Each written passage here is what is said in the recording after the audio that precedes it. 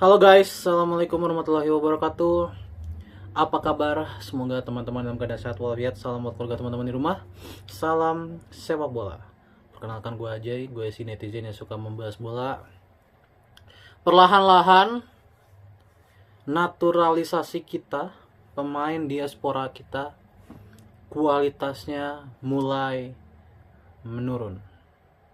Ya. Dimana pada awalnya di tahun 2020 pertama kali diaspora besar-besaran ini dinaturalisasi, kita sempat optimis dimana hasil-hasil baik setelah naturalisasi ini kan masuk Jordi Amat, Sandy Walsh ya di batch pertama, Shane Patinama. Perlahan-lahan timnas mulai membaik secara prestasi.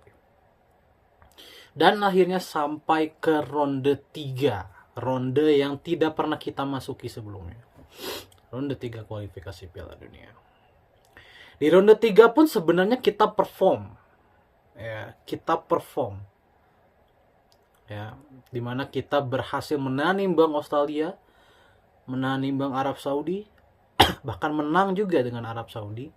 Meskipun terpeleset menghadapi Bahrain dan Cina. Ya, bisa gue bilang itu terpeleset ya lawan Bahrain dan Cina.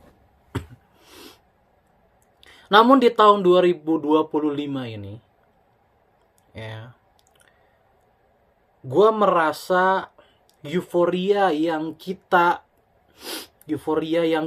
rasakan gitu ya, sepanjang perjalanan timnas Indonesia sejak 2020, di mana timnas Indonesia kan selalu mengalami peningkatan setiap tahunnya. Gue merasa di tahun ini prestasi timnas ngestak, bahkan cenderung menurun. Ya, bahkan cenderung menurun. Dimana seharusnya dari program yang ada, kita kan sebenarnya punya blueprint Piala Dunia 2030 gitu ya. Berarti kan harusnya ada peningkatan. Tapi gue merasa sejak tahun 2025 ini, apalagi mungkin sejak Sintayong tiba-tiba diberhentikan, gue merasa ada sesuatu yang salah dengan kondisi timnas saat ini. Gue merasa ada yang salah. Dimana dari U20-nya hancur gitu ya. U17 juga sebenarnya berhasil lolos ke Piala Dunia, tetapi di 8 besarnya kan hancur juga oleh Korea gitu ya. Kemudian timnas putri juga tidak lolos. Timnas putra yang menjadi fokus juga untuk gua di tahun ini belum pernah perform sama sekali satu pertandingan pun. Kalau kalian tanya pertandingan terbaik timnas di 2025 itu apa? Menurut gue lawan Bahrain itu pertandingan terbaik timnas di tahun ini. Dan lawan Bahrain pun kan menangnya 1-0 aja dengan segambreng pemain berkualitas yang ada. Ya kan? Ya gitu, dengan posisi timnas full tim saat itu ya, dimana banyak pemain, kan semua pemain terbaik kita ada ya ketika menghadapi Bahrain. Melawan Cina itu kita nggak layak menang sebenarnya, tapi beruntungnya kita masih menang 1-0. Lawan Cina itu kita benar-benar kalah dari segala segi. Lawan Bahrain kita masih menang, lawan Cina kita kalah. Menurut gue secara permainan timnas menurun dibanding 2024 bahkan 2023. Untuk gue permainan timnas jauh menurun. Dan itu memang terimplementasi dengan hasil, teman-teman. Dimana kita dibantai habis-habisan oleh Jepang. Jepangnya juga bukan Jepang tier 1, Jepang tier 2. Dengan skor 6-0. Nggak normal kalau untuk gue skor itu. Kenapa? Karena sebelum-sebelumnya melawan Jepang tier 1 aja kita masih bisa melawan. Ini Jepangnya juga udah turun, tier 2 yang turun, kita malah lebih nggak bisa ngelawan. Aneh banget gitu kan, sangat aneh gitu ya. Kemudian lawan Australia juga kita kalahnya sangat telak ya, dimana kita sebenarnya punya optimisme bisa meraih 1 poin, karena Australia posisinya juga pincang saat itu kan. Australia kan waktu itu pincang posisinya, tetapi justru kita kalah dengan skor sangat telak. Menurut gue ini adalah penurunan ya. Tapi kalau kalian tanya apakah gara-gara Sintayong keluar ini terjadi penurunan, gue rasa tidak. bukan karena Sintayongnya kalau untuk gue. Menurut gue dari apa yang gue lihat ya selama 6 bulan terakhir, faktor terbesar ya penurunan kualitas timnas putra ya itu menurut gue karena penurunan kualitas diasporanya. Untuk gue pribadi ya, penurunan kualitas diasporanya. Tom Haye menurun, Mes Hilgers menurun ya. Kalau kalian tanya pemain yang stabil itu cuma Itze sama Verdong, that's it ya. Sisanya menurun, strike menurun ya. Apalagi di bawah Kluivert bener-bener strike juga tidak terlalu bisa dimanfaatkan ya. Nathan Joaon menurun ya, Sandy Walsh menurun, Nathan Joaon menurun, kemudian kipernya juga Martin Pais menurun, Emil Audero menurun juga, Kevin Dix juga menurun ya, kemudian siapa lagi ya, Tom Haye menurun. Pemain naturalisasi itu siapa aja sih? Romani ya. Kalau Romani dia baru datang lah. Romani, Pelupesi, Dean James itu baru datang lah. Jadi tidak bisa diukur lah. Belum ada komparasinya. Tapi kan pemain-pemain yang udah bisa dikomparasi kayak Haye, Patinama gitu ya. Patinama juga kan menghilang akhir-akhir ini. Menurut gue karena kualitas diasporanya menurun, performa timnas juga ikutan menurun. Tom Haye nyaris tidak perform. Tom Haye cuma perform lawan Bahrain doang. 3 pertandingan selain lawan Bahrain, Tom Haye tidak perform sama sekali. Umpan-umpan magic yang biasanya kita lihat di tahun 24 ya. Di tahun 24 kan lawan Irak, lawan umpan-umpan magicnya luar biasa kan. Umpan-umpan magic yang selalu dikirimkan Tom Haye tidak kelihatan sama sekali. Hanya lawan Bahrain beberapa kipas dia berbahaya dan salah satunya jadi gol kan. Kipas dia ke Marcelino, kemudian bang ke Romani ya.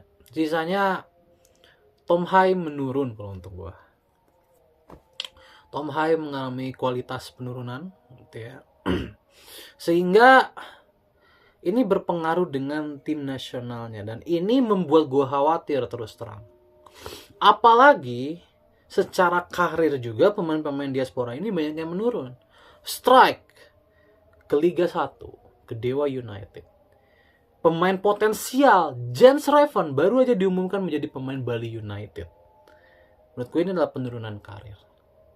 Tom Haye sampai sekarang tidak punya klub. Sandy Walsh sudah jarang dimainkan di Yokohama. Sebelum-sebelumnya kan dia sempat jadi starter ya. Tapi perlahan-lahan dia tersingkirkan juga. Main di Jepang tersingkirkan loh Sandy Walsh. Ya. Patinama kemarin tidak perform juga di klubnya di Liga 2 Belgia. Ya. Kemudian Emil Audero menurun, Martin, kemudian Jordi Amat ke Liga 1 juga. Ya, Jordi Amat.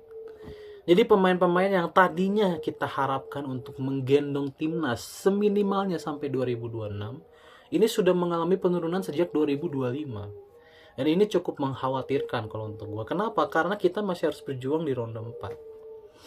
Penurunan kualitas diaspora belakangan ini cukup mengkhawatirkan. Karena kan kehadiran diaspora ini sebenarnya untuk meningkatkan secara drastis prestasi timnas. Tetapi kalau kualitas diasporanya menurun, maka peningkatan prestasinya kan gak akan drastis lagi. Ya, peningkatannya sudah tidak akan drastis lagi. Kita sudah ada di level yang tinggi nih di Asia. Kita kan masih butuh naik satu level lagi sebenarnya. Untuk menyamai, taruhlah levelnya Iran, Irak, Qatar gitu ya. Ibaratnya kita harus ada di zona itu. Dan kita masih harus butuh naik satu level lagi. Tapi kalau kualitasnya menurun, ya kita malah akan turun kualitasnya, tidak akan naik lagi. Jadi ini cukup mengkhawatirkan gue. Apakah di ronde 4 kita bisa bersaing? Gue nggak tahu ya, jujur. Gue nggak tahu. Tetapi begini loh, gue harapkan Patrick Kluivert ini objektif dalam memilih pemain. Sekalipun dia pemain diaspora dan punya pengalaman di timnas, kalau dia sudah tidak perform, gue harap tidak dipanggil. Gue masih kaget Nathan Joaon masih dipanggil. Terus terang, Nathan Joaon itu sudah tidak main setahun terakhir. Mainnya cuma di tim muda doang. Ya, beda ya sama Justin Hub. Justin Hub itu kan memang pemain muda, tapi dia bermain setiap minggu. Tapi Nathan itu enggak. Dia tersingkirkan dari tim utama, di tim mudanya pun dia jarang main. Dia bener-bener jarang main. Enggak pernah main. Menit bermainnya udah bisa dihitung pakai jari. Gua harap di ronde 4 nanti Kluivert benar-benar objektif ya. Mudah-mudahan September bisa dimaksimalkan. Karena dengan penurunan kualitas diaspora yang ada, berarti kan Kluivert harus mengandalkan pemain dari Liga 1. Iya kan? Karena kita nggak tahu ya bakal ada penambahan lagi atau enggak. Tapi gue harap sih ada penambahan ya. Dan fresh. Pemain muda yang datang. Di umur 21, 22, 23 lah. Gue harap fresh. Tetapi gue harapkan ada objektivitas juga. Pemain Liga 1 yang memang benar-benar perform, ya, itu bisa dipanggil menggantikan pemain-pemain diaspora yang sudah jauh menurun. Kalau untuk gue kayak Tom Haye gitu masih bisa digunakan lah. Tom Haye, Sandy Walsh gitu ya. Itu masih bisa digunakan. Saint Patinama juga kan udah pindah ke Thailand. Tetapi pemain kayak Nathan lah. Ya pemain kayak Nathan, pemain kayak Strike yang udah jarang main. Gue harapkan memberikan kesempatan yang lain lah. Yang memang sedang perform di klubnya. Ya, gue harapkan ada objektivitas dari Patrick Kluivert untuk ronde 4 nanti. Supaya apa? Supaya kita benar-benar maksimal, tidak memaksakan lagi. Ya kayak lawan Australia memaksakan Nathan Joaon untuk gue adalah keputusan yang sangat-sangat tidak wise. Memaksakan Nathan Joaon menjadi starter dan tidak perform kan. Justru dia menjadi aktor biang kekalahan timnas Indonesia. Gue harapkan itu tidak terjadi lagi ya. Gitu ya. 4 pertandingan ini gue rasa udah pelajaran yang cukup banyak untuk tim Kluivert dan kawan-kawan. Dan Kluivert juga gue harap menyadari penurunan kualitas dari diaspora ini. Lihat Haye udah nggak punya klub sekarang, ya kan? Hamner sekarang nggak punya klub. Nathan Joaon nggak punya klub. Gitu ya. Strike ke Liga 1 turun. Jens Reven turun ke Liga 1. Jordi Amat turun ke Liga 1. Ya, jadi sekarang karena penurunan kualitas diaspora, berarti pemain-pemain dari Liga 1 ini harus dipertimbangkan matang-matang. Gitu ya, untuk melengkapi kekuatan timnas yang ada. Oke. Jadi itu aja. Ini gue cuma menyampaikan kekhawatiran gue aja gitu ya. Bye.